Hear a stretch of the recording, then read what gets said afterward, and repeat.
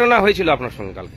আমার কালকে আমি হঠাৎ আমার ব্যাংক থেকে মোবাইলে ফোন যায়, ফোন যাওয়ার পর আমি কাজে ব্যস্ত ছিলাম, আমি ফোনটা ধরিনি।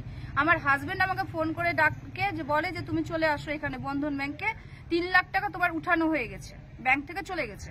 তখন আমি ব্যাংকে আসি, ব্যাংকে এসে আমি জানতে পারি শনিবার দিন, এই কেসটা শনিবার দিন হয়েছে। ব্যাংক আমাকে কালকে জানিয়েছে। কালকে আমি ব্যাংকে এসে প্রথমে যে আমার অ্যাকাউন্ট আছে সেটা আমি বন্ধ করি। বন্ধ করার পরে আমাকে সাইবার ক্রাইম ব্রাঞ্চে যেতে হয়, সাইবার ক্রাইম ব্রাঞ্চেও আমি যাই। তারপরে আমি এখানেও আসি, মানে রোদতোয়া থানাতেও আমি একটা কপি জমা দিয়েছি। এগুলো আমি করেছি। আমার অ্যাকাউন্ট থেকে কি হয়েছিল আমি জানি না।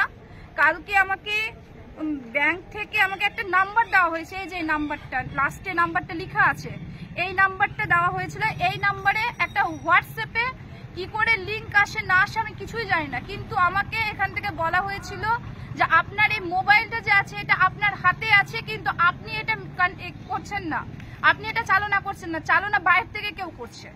এটা আমাকে জানানো হয়েছে কালকে। আমি কতটা সত্যি কতটা মিথ্যা কি ব্যাপার আমি কিচ্ছু জানি না। কত টাকা ছিল অ্যাকাউন্টে? অ্যাকাউন্টে 5,97,000 সামথিং ছিল। কত টাকা আপনার কেটেছে? 3 লাখ টাকা কাটা হয়েছে 6 বারে। তার ছিল এটিএম বা মোবাইল লিংক? কোনো এটিএম আমি করিনি, অ্যাক্টিভ করিনি। আমি কোনো এটিএম পাইওনি। এবং আমার 10-15 দিন আগে এই সব জায়গায় খবর শোনা হচ্ছে এইভাবে টাকা চিট হচ্ছে, হ্যান হচ্ছে, ত্যান হচ্ছে, ওই জন্য আমি ফিঙ্গার যেটা আছে সেটা আমি বন্ধ করে দিয়েছি বন্ধন ব্যাংকে। তখন বলছে আপনাকে সাইবারে যেতে হবে। আমি সাইবারে গেছি, সাইবার আমাকে বন্ধন ব্যাংক থেকে সাইবারে অনলাইনে একটা করে দিয়েছিল, নাম্বারটা 30-তে আমাকে করে দিয়েছিল। আপনি অভিযোগ জানিয়েছেন? হ্যাঁ, আমি এতেও মালদাতে গিয়েও আমি অভিযোগ করে এসেছি।